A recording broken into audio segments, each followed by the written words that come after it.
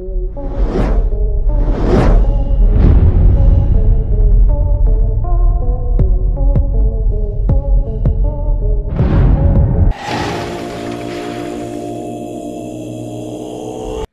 ভোলেনাথ। মেষ রাশির এপ্রিল মাসের রাশিফল। এপ্রিল মাস মেষ রাশির কেমন যাবে আলোচনা করেছি এই ভিডিওতে। এপ্রিল মাস অনুযায়ী মেষ রাশির চাকরি, ব্যবসা, বিবাহিত জীবন, প্রেম সম্পর্ক, আর্থিক পরিস্থিতি, আপনার শরীর স্বাস্থ্য সব নিয়ে বিস্তারিত আলোচনা। আর থাকছে এপ্রিল মাস অনুযায়ী মেষ রাশির বিশেষ কিছু উপায়, প্রতিকার এবং টোটকা। কি করবেন কি করবেন না, কোনটা শুভ কোনটা অশুভ, আপনার এপ্রিল মাস অনুযায়ী লাকি নাম্বার, লাকি কালার ইত্যাদি। আর একটা গুড নিউজ আছে, যারা আমার ভিডিও দেখেন, শোনেন, আমার সাবস্ক্রাইব বন্ধুরা, আপনাদের জন্য মাত্র 108 টাকায় জন্মছক বিচার করা হয়। আমার দেওয়া হোয়াটসঅ্যাপ নাম্বারে যোগাযোগ করুন। আসছি রাশিফল নিয়ে। প্রথম আলোচনা করছি মেষ রাশির শরীর এবং স্বাস্থ্য নিয়ে। মেষ রাশির শরীর স্বাস্থ্য এই এপ্রিল মাসে কেমন যাবে।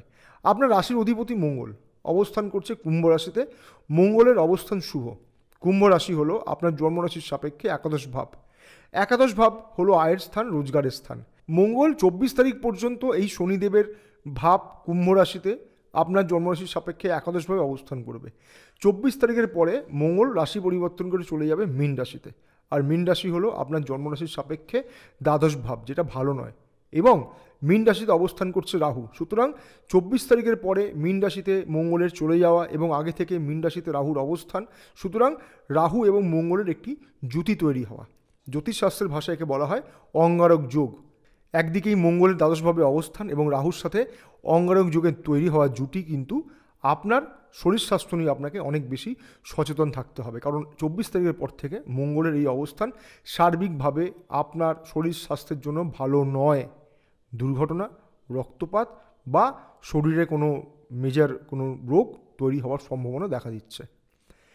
অ্যাকচুয়ালি কী জানেন তো, আমি রাশিফলটা তৈরি করি আপনাকে খুশি করার জন্য নয়। যেটা হবে বা যেটা হতে পারে, যেটা হবে না ইত্যাদি আগাম আভাসগুলোকে আপনার জন্য তুলে ধরার চেষ্টা করি। আসছি প্রেম সম্পর্ক নিয়ে। মেষ রাশির প্রেম সম্পর্ক এপ্রিল মাসে কেমন যাবে।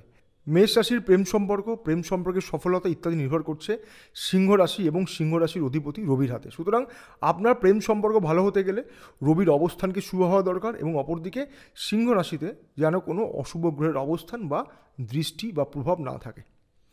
এপ্রিল মাসে রাশিফল এবং গ্রহের অবস্থান বলছে 14ই এপ্রিল পর্যন্ত রবির অবস্থান ভালো নয়, কারণ রবি এখন রাহুর সাথে দ্বাদশভাবে আপনার মীন রাশিতে অবস্থান করছে। সুতরাং এপ্রিল মাসের প্রথম ভাগ আপনার প্রেম সম্পর্ক নিয়ে সমস্যা তৈরি করবে।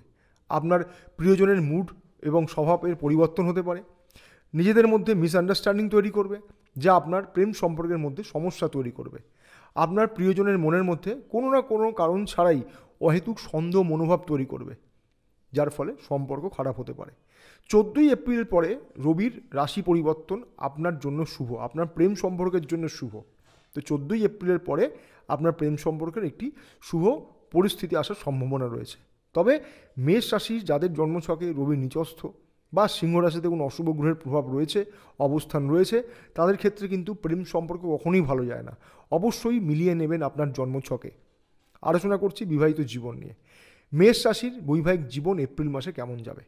তো মেষ রাশির ক্ষেত্রে বিবাহিত জীবনের সফলতা, বিবাহিত জীবন কেমন যাবে ইত্যাদি নির্ভর করে তুলা রাশি এবং তুলা রাশির অধিপতি শুক্রের অবস্থানের ওপর। সুতরাং বিবাহিত জীবন ভালো হতে গেলে একদিকে প্রয়োজন শুক্রকে শুভ হওয়া এবং অপরদিকে প্রয়োজন তুলা রাশিতে কোনো অশুভ গ্রহের অবস্থান বা দৃষ্টি না থাকা।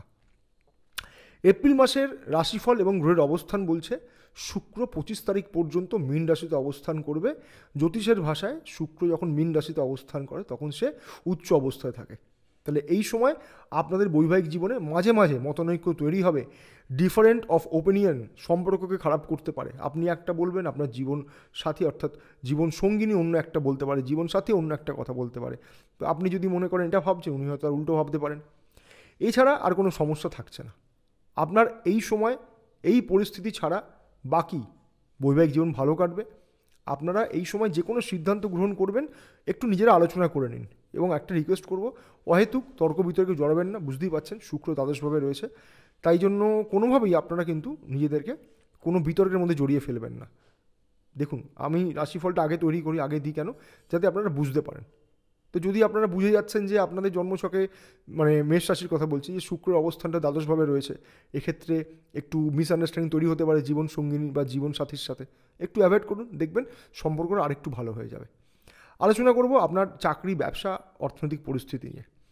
মেষ রাশির ভাগ্যপতি হলো বৃহস্পতি। কোথায় অবস্থান করছে জানেন?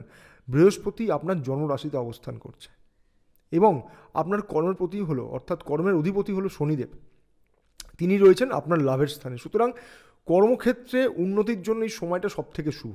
একদিকে ভাগ্যপতির অবস্থান আপনার জন্মরাশিতে, শনিদেব অবস্থান করছে নিজের আয়ের ভাবে, এবং মঙ্গল নিজে আপনার জন্মরাশির অধিপতি, সেও কিন্তু একাদশভাবে আয়ের ক্ষেত্রে, লাভের ক্ষেত্রে অবস্থান করছে। সুতরাং আপনার ভাগ্যের সহযোগিতা, কর্মের সহযোগিতা এবং আপনার রাশির অধিপতির সাথে থাকা, এই সময় কিন্তু আপনার কর্মক্ষেত্র যথেষ্ট ভালো পরিবর্তন আসবে। কর্মক্ষেত্রে যথেষ্ট পরিবর্তন, আপনি ভালো পরিবর্তন আপনি দেখতে পাবেন।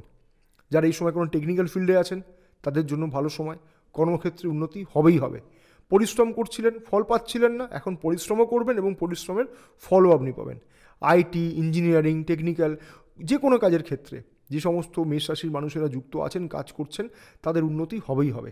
তাছাড়া যারা অনেক দিন ধরে মনের মতো চাকরি খুঁজছিলেন, তাদের জন্য ভালো সময়। যারা মনে করছিলেন যে চাকরিটা পরিবর্তন করবো, আরেকটু ভালো চাকরি চাই, ভালো সুযোগ আসবে। যারা প্রমোশনের জন্য অপেক্ষা করছিলেন, তারাও ভালো সুযোগ পাবেন। সঠিক পরিকল্পনা করে কর্মক্ষেত্রে এগিয়ে চলুন, সফলতা আপনার হবে। তবে এই যে শুভ প্রভাবের কথাগুলো বললাম, সবাই কি এটা পাবে? সমস্ত মেষ রাশির মানুষের মধ্যেই কি এই শুভ প্রভাব থাকবে? না, থাকবে না। যাদের জন্মছকে শনিদেব, মঙ্গল নিচস্থ বা পীড়িত অবস্থায় রয়েছে, বৃহস্পতির অবস্থান ভালো নয়, তাদের ক্ষেত্রে কিন্তু এই শুভ ফল পাওয়ার ক্ষেত্রে তারতম্য ঘটবে। মনে রাখবেন, রাশি এক হলেই কিন্তু সকলের জন্মছকে গ্রহের অবস্থান বা ডিগ্রিগত মান এক হয় না। আলোচনা করছি আপনার ব্যবসায়িক পরিস্থিতি নিয়ে, অর্থাৎ মেষ রাশির যারা ব্যবসা করছেন তাদের ক্ষেত্রে এই এপ্রিল মাস কেমন যাবে।